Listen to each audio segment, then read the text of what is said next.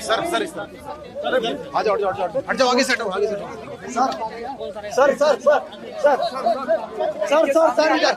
Sir इधर दिल्ली में जितने भी बच्चे हैं उन सब बच्चों को मैं अपना बच्चा मानता हूँ। जितने भी दिल्ली के लोगों के बच्चे हैं, गरीबों के बच्चे हैं, अमीरों के बच्चे हैं, मिडिल क्लास के बच्चे हैं, उन सबको मैं अपना बच्चा मानता हूँ।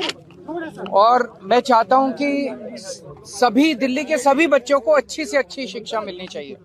चाहे गरीब का बच्चा हो, चाहे अमीर का बच्चा हो, सबको अच्छी से अच्छी शिक्षा मिलनी चाहिए।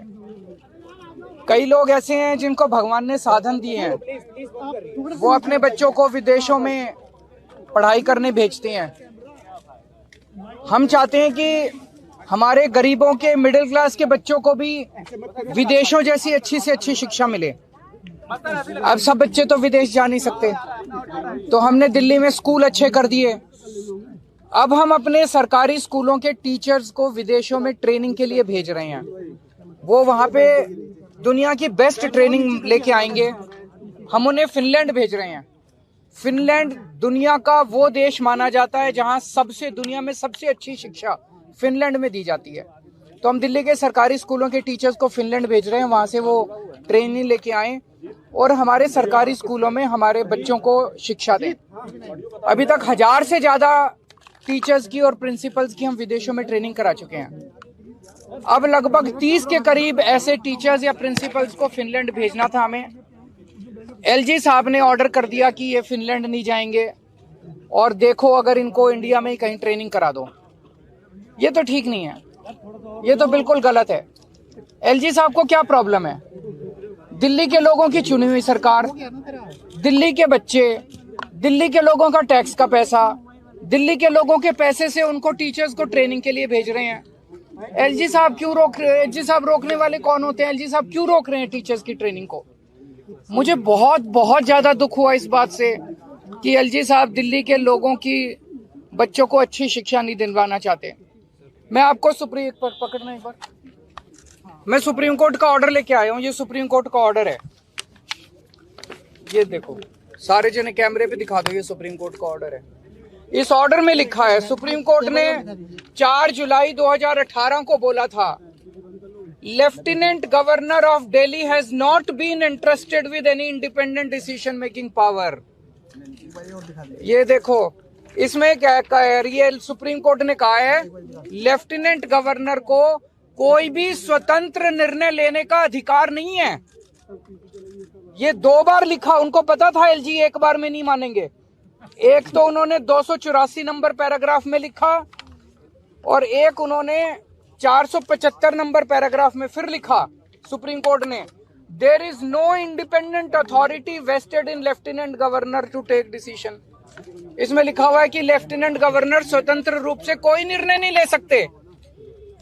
सुप्रीम कोर्ट कह रहा है कि लेफ्टिनेंट गवर्नर स्वतंत्र रूप से कोई निर्णय नहीं ले सकते। फिर लेफ्टिनेंट गवर्नर साहब फिनलैंड की शिक्षकों की ट्रेनिंग को रोकने वाले कौन होते हैं? वो क्यों रोक रहे हैं? वो कहते हैं मैं सुप्रीम कोर्ट को नहीं मानता। अगर कोई लेफ्टिनेंट गवर्नर या गवर्नर इस देश का ये कहेगा मैं सुप्रीम कोर्ट को नहीं मानता, तो फिर तो इस देश के अंदर ना जनतंत्र बचेगा, ना संविधान बचेगा, कुछ नहीं बचेगा।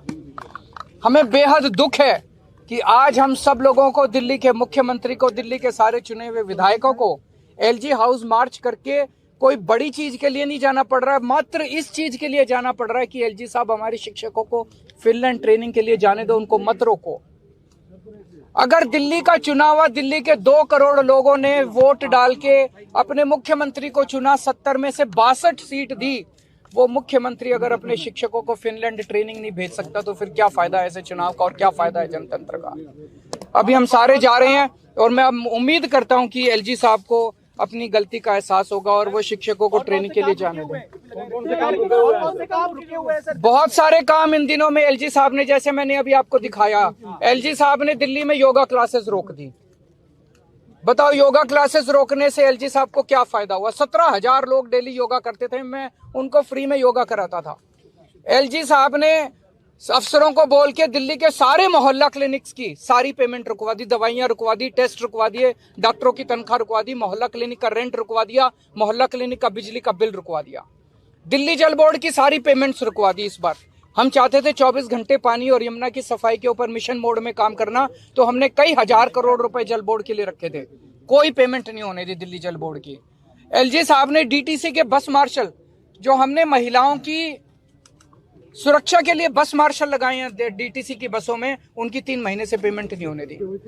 पता नहीं कितने सारे काम एलजी साहब ने रोक दिए। तो ये सुप्रीम कोर्ट के ऑर्डर की कोई वैल्यू ही नहीं है। सुप्रीम कोर्ट कह रहा है एलजी साहब कोई एक्शन नहीं ले सकते, कोई स्वतंत्र रूप से निर्णय नहीं ले सकते, तो फिर एलजी साहब ये सारे काम कैसे रुकवा सकते हैं? अभी एलजी साहब के पास जा रहे हैं और मैं उम्मीद करता हूं कि एलजी साहब सुप्रीम कोर्ट, मेरी अपील एलजी साहब से एक ही अपील है, संविधान को माने, सुप्रीम कोर्ट के ऑर्डर को माने। जब मैं परसों मिला, कहते हैं ये सुप्रीम कोर्ट की राय है। मैं एलजी साहब से कहूंगा एक अच्छा एडवाइजर रखें जो संविधान समझता हो और जो कॉन्स्टिट्यूशन और सुप्रीम कोर्ट को समझता हो।